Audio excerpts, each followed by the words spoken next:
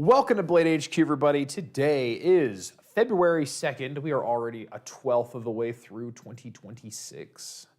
It is coming and it is going. Don't trip over the cord this time. Okay, Richard, I won't. By the way, Richard, I never responded to your email. Yeah, they sold out. They sold out real quick. He was asking me about the Avalon.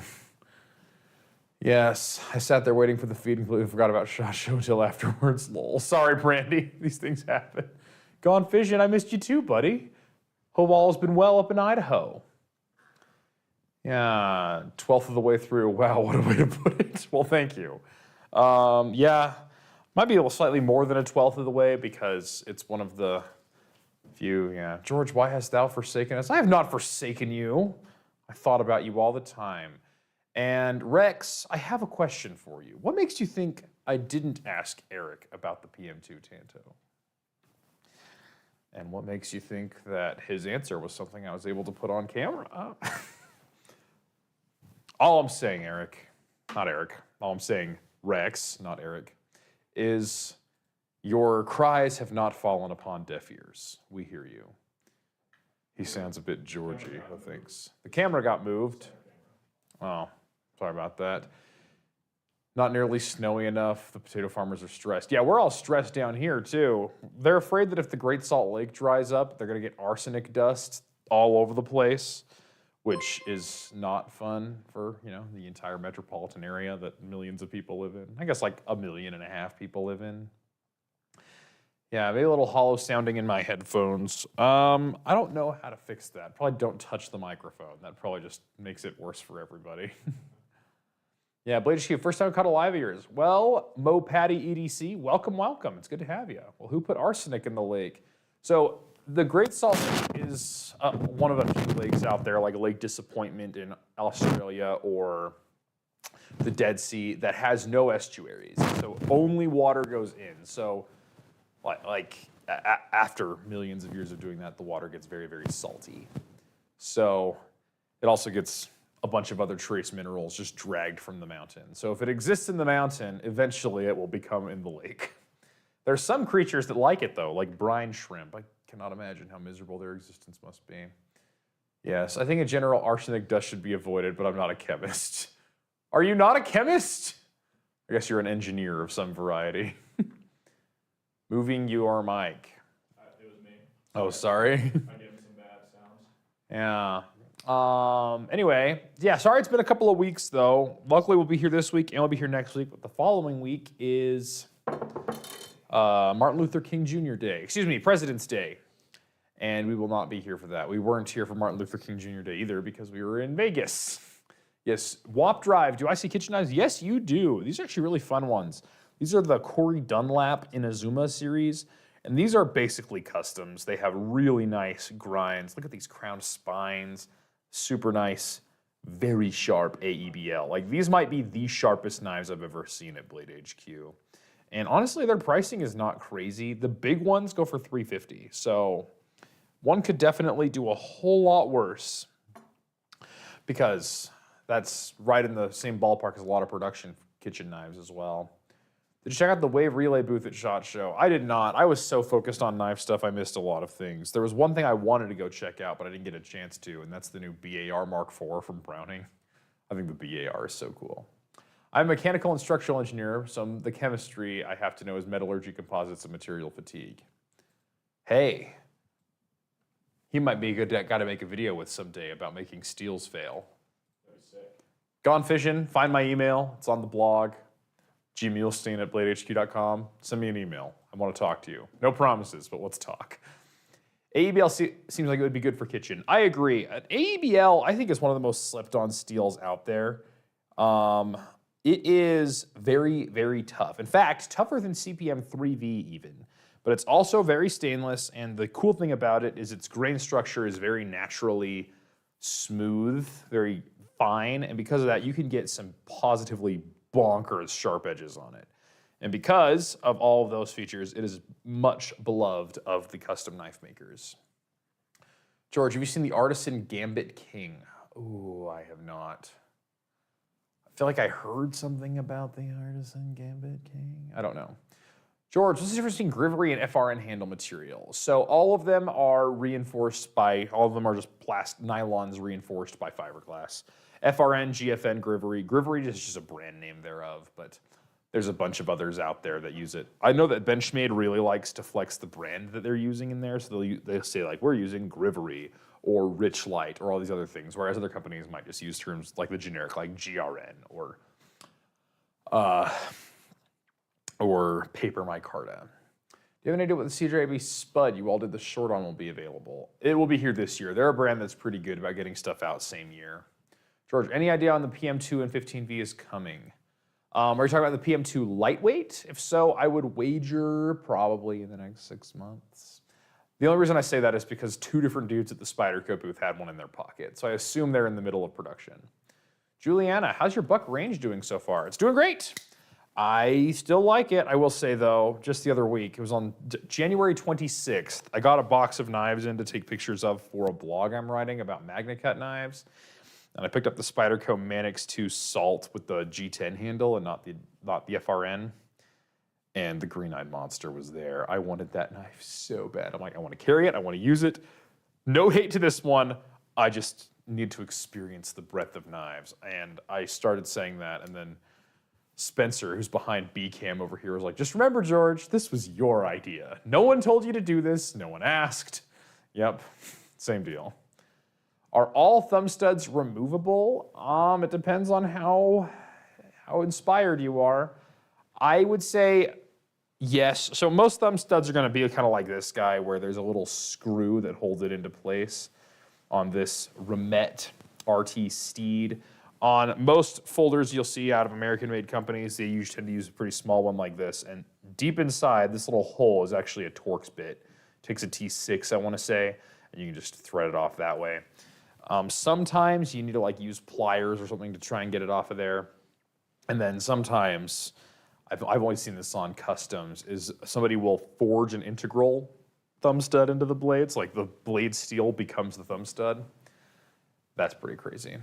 George, why did you say you only use one knife all year? Are you battling an addiction? I actually wrote an entire article answering this question, and the big answer is because it is my job to sell knives on the internet, and one of the things I promise all of you is longevity. This knife will take any abuse you can give it. You can put it in your pocket and it'll be sharp a month later and a year later and all that stuff. And I wanted to sell myself a knife using my own knowledge, and I wanted to prove that I could do it well.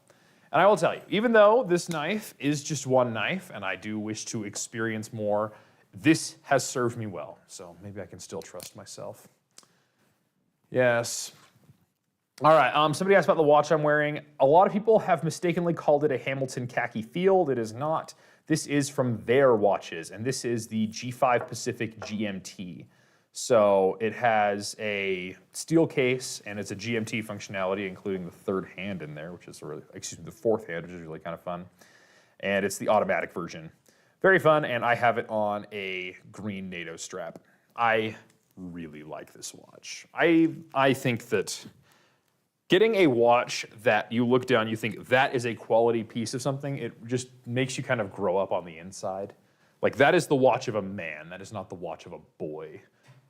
And that is, I mean, it's just, the other week I was wearing my fancy Aran sweater that my sister-in-law got me for Christmas, and a button-up shirt that extended at the bottom, and I was writing with my pen, and I carry a fountain pen, and I had my hand on a leather notebook, and I was writing with this, and I'm like, those are the hands of a man. He's got a nice watch, he's got a fountain pen, he has a leather notebook, and he's wearing, a button-up shirt and a sweater. What a guy, Do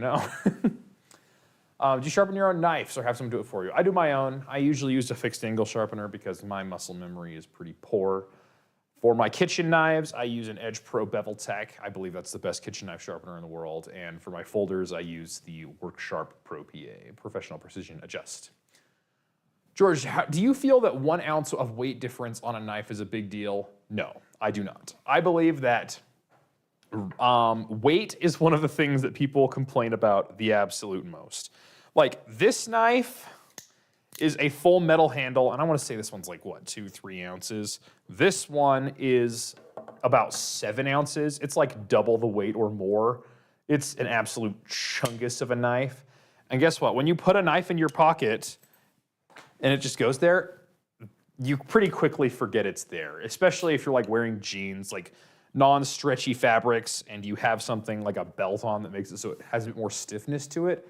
The weight really doesn't matter. You'll forget you're carrying a knife of just about any weight so long as it's not, you know, like 4 pounds or whatever. Like if you carry a hatchet in your pocket, it'll remind you, but anything over 4 ounces is a chunk or lol.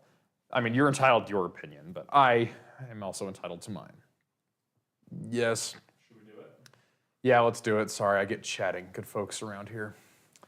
Balance makes the knife. I agree. People don't use their knives for long enough for weight to be a factor. I think that is also true. Okay, so we are going to do some new knives. Somebody's saying that we should cover more firearm content, but we are a knife company. There are a lot of companies out there that'll give you gun content, though. Check out TFB TV and the firearm blog, generally, all of that. That's my best advice for you there.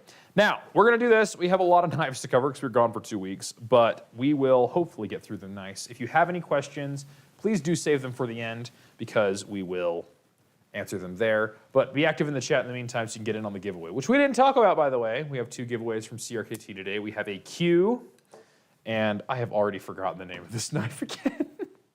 It's a fairly new model. It's a Princeton Wong design, and I just dropped that. The Orochi.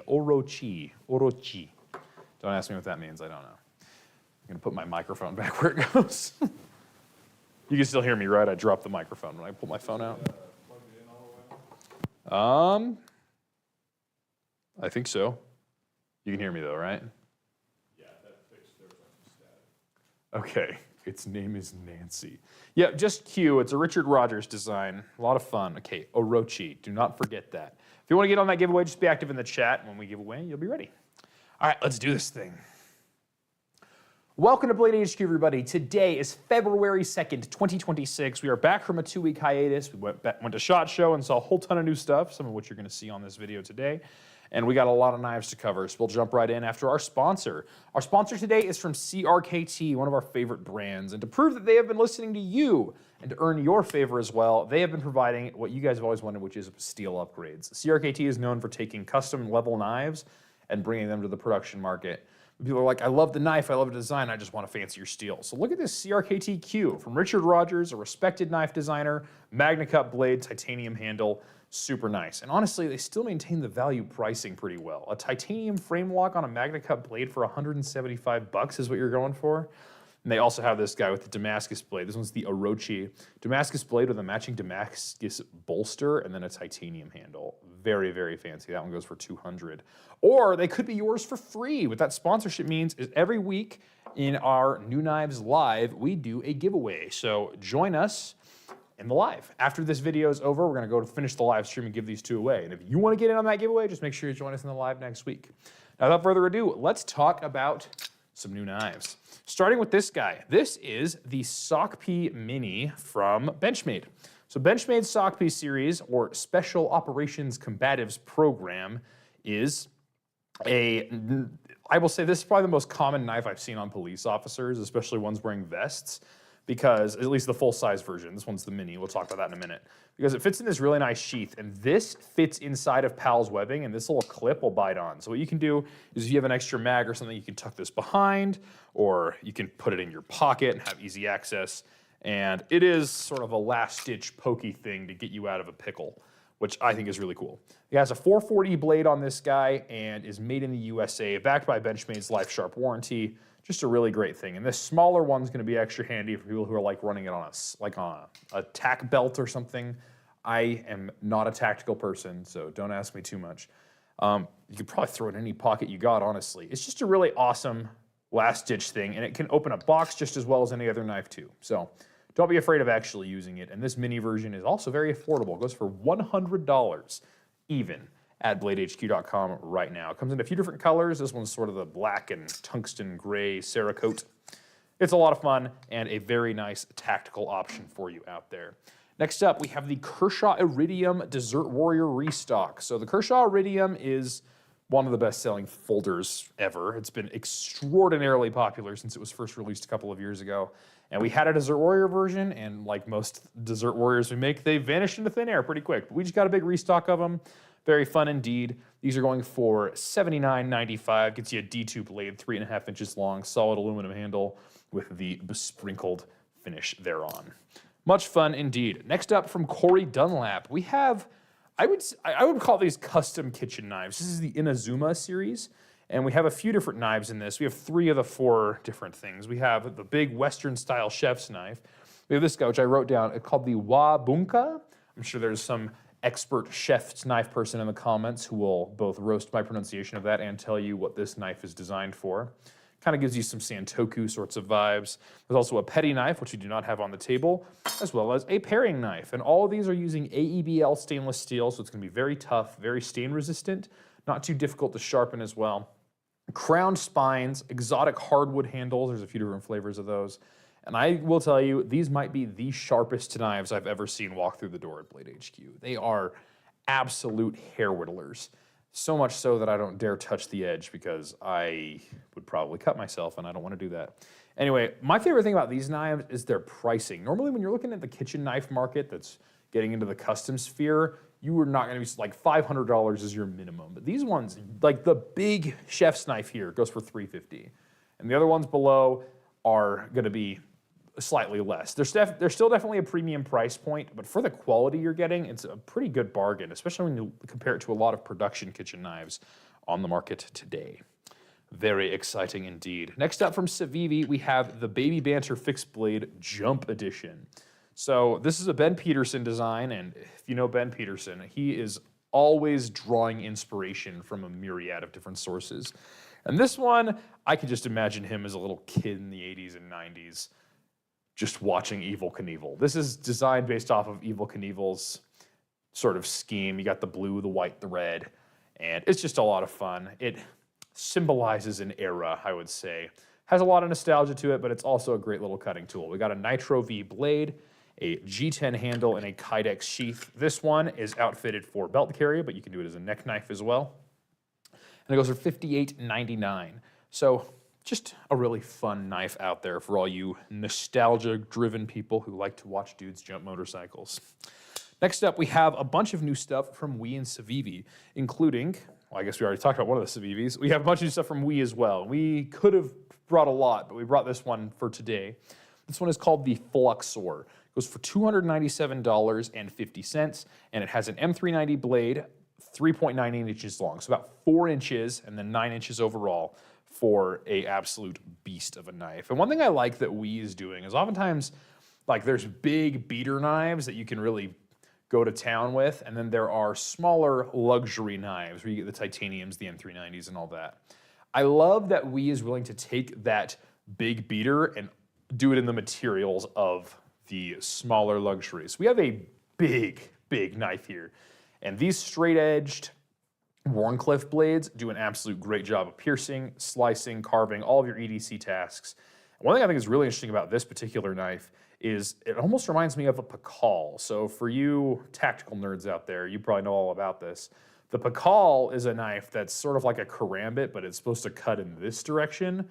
This almost, like in the Pakal grip, it feels really good. And in a grapple, I imagine this would be a handy thing. I think you could almost use this as a tactical knife in addition to being as dead sexy as it truly is. What a nice knife indeed.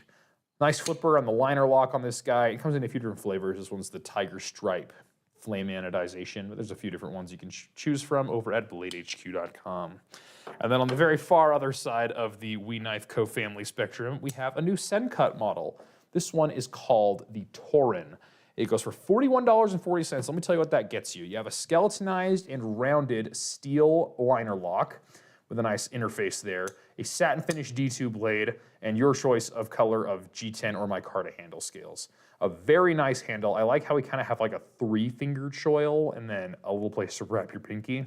Your pinky has a lot of grip strength that you often don't attribute it to. If you don't believe me, try and do a pull-up without your pinky. And yeah, you can choke up if you want to get there. And this almost reminds me of a hunting knife. This nice clip point, almost harpoon style blade and a nice deep belly with some good straight edge for push cuts. I could see myself tearing down a deer with this thing. It'd be a lot of fun. And I probably would get the green micarta one because I like micarta, but this red G10 is also a lot of fun. Fun to see that Sencut is willing to sort of approach knives from every single angle, not just the simple EDC knife, although that would be a great EDC knife too. Next up from Ramet, we have the RT Cool Leopard, which is quite the chungus of a knife, let me tell you. This thing tips the scales at 7.89 ounces, so almost 8 ounces, almost a half a pound. And what most of that comes from is this absolutely chonky M390 blade and this completely solid titanium frame lock handle. And this one, it just wants to go to work. It wants to beat stuff up. It wants to pry. It wants to hack, all that good stuff. And to that end, it has a secondary safety lock right here. So if you engage this safety lock right there, it doesn't let the lock slide over. So it is locked in the locked position, if you will. Now, some people would say, your knife is basically a fixed blade at this point. I don't know that I would go that far. Your knife still has a pivot, and as all filters are pre-broken in the middle. So I would definitely, if you're planning something really intense, just grab a fixed blade. But this will give you a little extra security, especially if you're wearing gloves. You're not gonna accidentally slip this open. And you probably get a little extra lock strength out of that as well. Or you could just carry it and use it normally. And this thing, what an absolute statement piece of a knife. Don't you just love that Tanto blade? Oh boy. Yeah, these ones go for $325. Keeping it Ramet, we also have the RT Steed. And this one is very interesting. This one's more of the streamlined EDC variety. We have a nice crowned pivot, a crowned backspacer on the back here. Nice contouring on the clip and everything, so it really has great ergonomics. Some of the best I've ever held on a folder, honestly. I love these inlays, and this might look like a button lock, but this is a button-actuated frame lock. So it's a frame lock like you know and love. You can just use it like a frame lock, but that button actuation is a lot of fun because it, first of all, lets you keep your fingers out of the way of the travel of the knife. On a traditional frame lock like we had on the Cool Leopard, you have to put your thumb in front of the way of the knife, start it, and then move your thumb and finish it. But with this guy, you can just pinch from the back and the whole knife will shut, which is really nice, but you still get the nice crisp detent and lock strength you would expect from a frame lock. Very fun. We have an M390 blade on this guy, titanium on the handle with the carbon fiber inserts. This one has a 3-inch blade, 7.875 inches overall, and it will set you back $289 at BladeHQ.com right now. Next up is a knife that needs no introduction. You all know and love the Kershaw Live Wire. We have sold so many of these things. People love it. It's a great OTF, known for a absolutely buttery smooth action. And we now have an Ultim version with the stonewashed blade and the raw aluminum on the back. And what I love about these Ultim ones is you can see the internals of the knife. You can see how an OTF functions. I wish I could sit down and explain to you what all these things are going on right now, but there is a bit of rocket science that I don't quite understand going on under the hood of an OTF even still. But it's really cool that you can see the rails sliding, you can see the lock gates disengaging, and it's just a lot of fun. It also lightens up the knife a fair bit and gives you that Ultim flavor, which a lot of people know and love. These ones are going for $260. Keeping it Blade HQ exclusive, we have a new version of the Boker Kalashnikov Desert Warrior, this time with the Hawkbill blade. So the Hawkbill blade definitely is a looker of a knife, but it's also useful for a lot of things. First of all, you ever had a tomato that had a really stubborn skin at the bottom you couldn't quite cut? Try it with a Hawkbill. That will just bite the cutting board and no tomato skin is safe. You got a D2 blade on this guy, aluminum here with the pink besprinkled finish and the blue on the top. It's a lot of fun. These are going for $79.85 at BladeHQ.com and they dropped today. But don't get too comfy with that because very shortly we have the remix version as well where you have the blue besprinkled and then the pink blade. It's a lot of fun.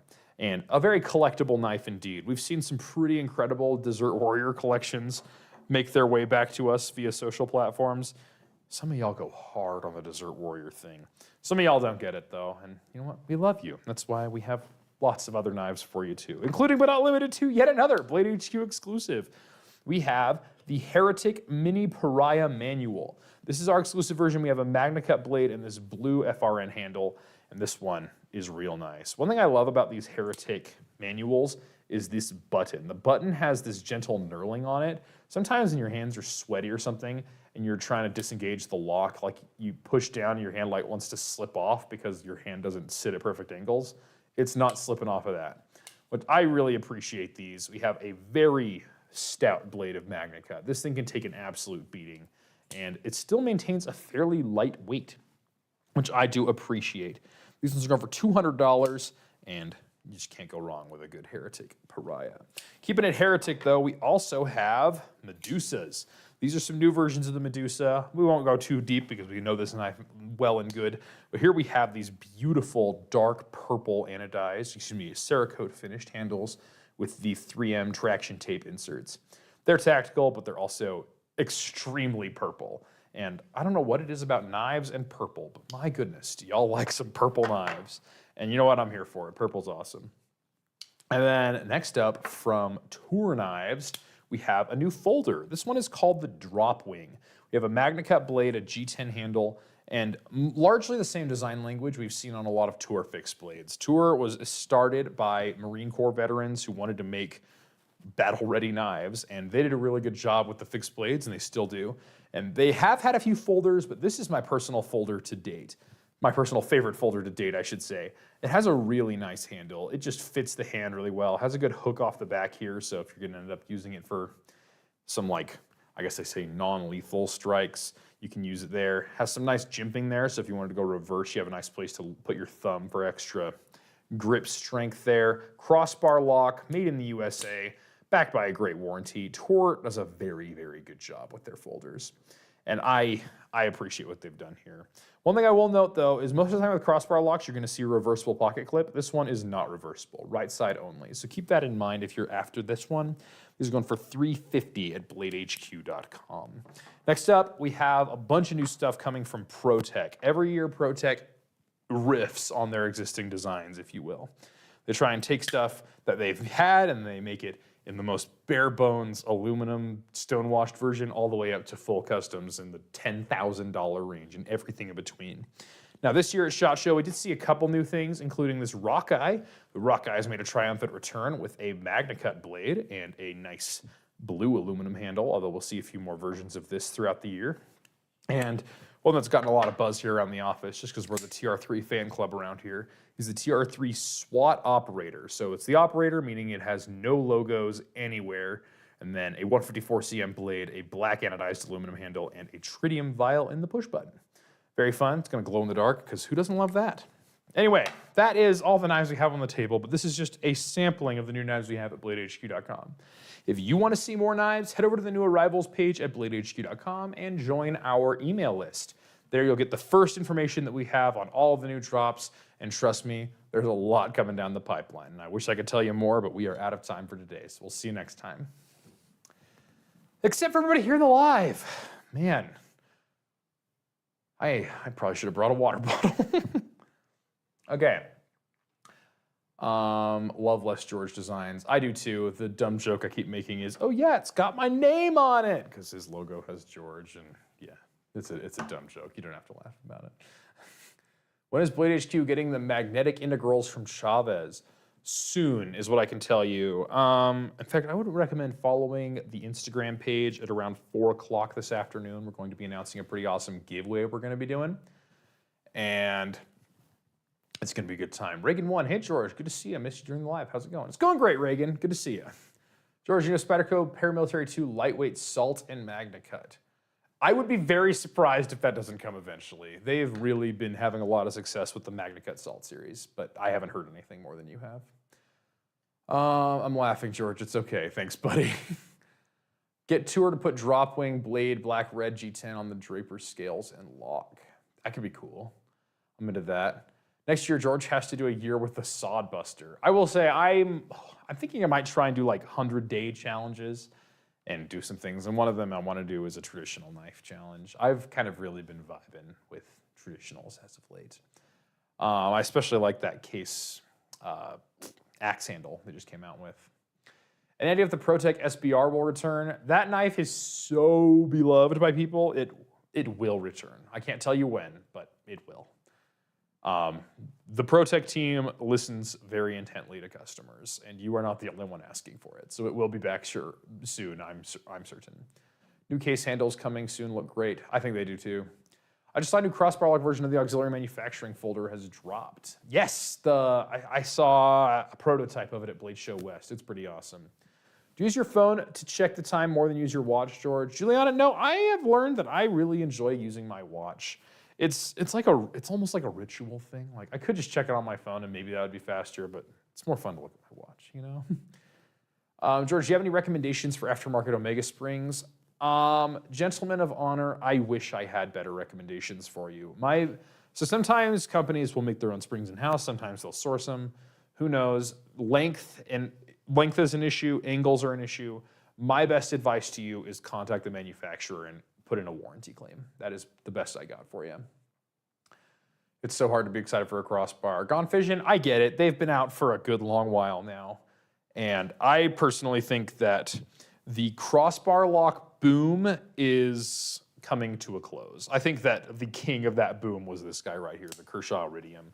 Once Benchmade's Axis lock patent expired in 2019, everybody started developing their new ones. Took them a couple of years before they really had it hammered out and ready to mass produce, but basically every major knife company has a crossbar lock now. I think top liner locks are the current craze, and I'm very excited to see what's next. Yes, button actuated top liner lock or button actuated frame lock? Oh, button actuated top liner lock for sure. I will say one thing about frame locks that I don't especially love, and this is just because of how my hands work. I know there's a lot of people out there that this does not bother one teensy wee little bit. But this little spot right here where the lock meets the frame sometimes like creates a bit of a hot spot on my finger. I like to choke up pretty close to the blade, and you can almost see the corner being formed right here in my hand where that meets it. Now, Chavez is one of my favorite brands that's figured this out because what they do is they just bring the lock bar interface up in front of the pivot so you don't really hit that notch right there. But that's just generally why frame locks aren't my favorite thing. I don't think we have any top liner locks on the table, do we? That's odd. We've had them basically every week. Yeah. Frame locks are slightly leaner than liner locks. Then top liner locks, yes. So I'll give you the short version of why top liner locks are stronger. So with a liner lock, I'll plot this liner lock. If I start pushing at the back of the blade, you can see how this lock wants to bend. It's a long thing and it kind of wants to bend this way. But with a top liner lock, it's not doing the same thing. The lock is trying, instead of trying to push it this way, it's trying to push it this way. So take a spaghetti noodle. You could take a spaghetti noodle and with 2 fingers, you could just bend and break the thing. That's kind of what you're doing with a liner lock. With a top liner lock, you're trying to break, so if the noodle's this way, you're trying to break it with pinching it with your fingers. Pinch the noodle with your fingers, and if you can break it just by pinching it with your fingers, then you are a stronger person than I. But I would generally say that it would be stronger to use a top liner lock for that reason. Have you already gone through all the knives, and if so, did you show the Protex Scapegoat? I did not show the Protex Scapegoat. We did not have one in the building. I'm sorry. But rest assured, you will see it soon enough. All right. Best Pure Work folder so far in 2026. Oh, that's a really hard one. There's a lot of really good folders out there in 2026. Honestly, I forget what the name of that new Benchmade Hunt class knife is. The one that has the hidden pivot on the inside. Yeah, I forget. They made it with the specific intent of you modifying the handle scales, which is very much off the beaten path for Benchmade. That one's a really stout knife. I think it'd be a great hard worker. Just my opinion, though. It's a mechanical principle called buckling. You can force the steel to fail without loading conditions far beyond me. Yeah, my goodness. Gone Fission, we need to hang out. I feel like we have a lot to talk about. Okay, all right, without further ado, let's do a knife giveaway. So I will tell you the rules of the giveaway. First of all, you must be 18 years or older. Second of all, you must live in the United States of America. Third of all, you must be subscribed to Blade HQ because it will not let you comment on our channel if you don't. And if you want to get in, you must comment on the channel. And we'll get these things to you lickety-split. We're going to be giving away 2 knives today in 2 separate giveaways, not one person winning 2 knives. Yes. Can't wait for the release of the Spyderco Parameter 2 Lightweight Yojimbo and Yojumbo and 15V. Man, there's a lot of 15V fans in the chat. Very excited.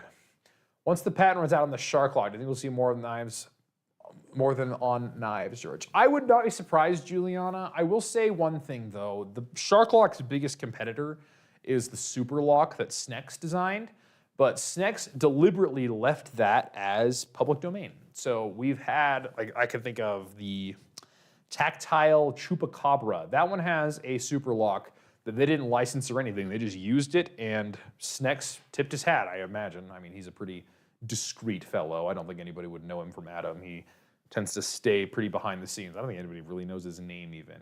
But what he has made clear is that he is going to let that be public domain. So I don't, like, in terms of lock function, like in terms of functionality by you using it, it's very similar. There are some different things going on under the hood. We can talk about that another day. But I would say that because the super lock is public domain, I don't think the craze is going to be quite as hot for the shark lock once its patent is up. Just my opinion. So much spam from the chat requirement. Sorry about that. All right, should we give away a knife or two? All right, first we'll give away the Q, the Richard Rogers design. And Doug will let us know who wins this one. Matthew W. Gilbert. Matthew W. Gilbert. Congratulations, Matthew. This guy is yours. Please let us know in the comments. Will you be reaching out to us over Instagram, or will you be reaching out to us at questions@bladehq.com over email? Happy either way, but it's a whole lot easier for you to find us than us to find you. Just let us know in the comments, email or Instagram. Heard from him yet? Have you? I have not. My name's Matthew. Does that count? Unfortunately, it does not. All right, we'll give him a couple minutes to figure all that out. Just Stage 5 and Rex 121. Scott Winters, how do you like that Rex 121? That stuff is wild. It's hard enough to cut glass. Not gonna lie, people talk about them like they're the same, but the Shark Lock is way better than the Super Lock, which I didn't expect, to be honest. Yeah, so the genius of the locks, at least from what I've been able to observe, is what Andrew Demko discovered, which is a sandwiched pin saves the day. If you can find a way to both distribute the pressures of the lock on a pin and on the frame itself, like on the lock itself, I should say, you will find an extremely strong lock. And the Shark Lock and the Triad Lock both do that, which I think is a pretty big engineering flex. Okay, heard anything yet? Not yet. Send him a message. We'll give him 30 seconds. Okay, 30 seconds for when that message hit. We shall see what happens. Man, imagine he had left before the giveaway, lol. That'd be sad. As they say, like, every gambler quits right before he hits it big. Every night rubber stops watching Blade HQ right before they win a night. Yep, it's a true thing. So make sure you watch. Ed Witt, 1971. How close are we to that guy yet, are we? He's gone. It's been 2 minutes. So. All right, well, we're going to give away this Q again. And the winner will be whoever Doug chooses here in a moment. Doug is not choosing arbitrarily. Doug is clicking a button that chooses randomly. Gone fishing. Gone fishing, dude, you win. Let's go. Congratulations, Gone. Let us know, email or Instagram. We'll get this thing sent out to you today. Yeah.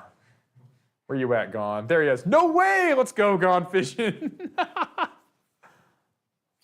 said email. Email. All right. Well, customer service know to look out for you, buddy. Congratulations. And thanks for coming to these lives. Gone Fishing is one of our regulars who comes like weekly for like the better part of a year now. So thanks for joining us, buddy.